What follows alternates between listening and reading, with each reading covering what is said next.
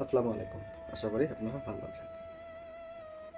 অনেকে জানতে চেয়েছিলেন আমার ফ্রিল্যান্সিং এ আসার এবং কি আবার এই পর্যায়ে আসার যে কোনো অনুপ্রেরণা আছে কিনা বা পিছনে কিছু গল্প আছে কিনা।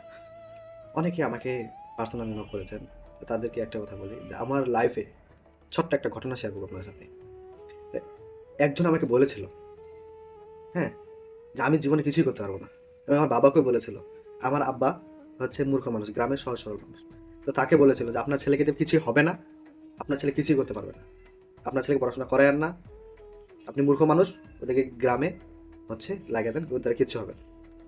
সেটা আমার বাবা যখন আমাকে এসে বলে, বিষয়টা খুবই একবারে হৃদয়ে গেঁথে গেছিল এবং খুব কষ্ট পেয়েছিলাম সেই কথাটা শুনে।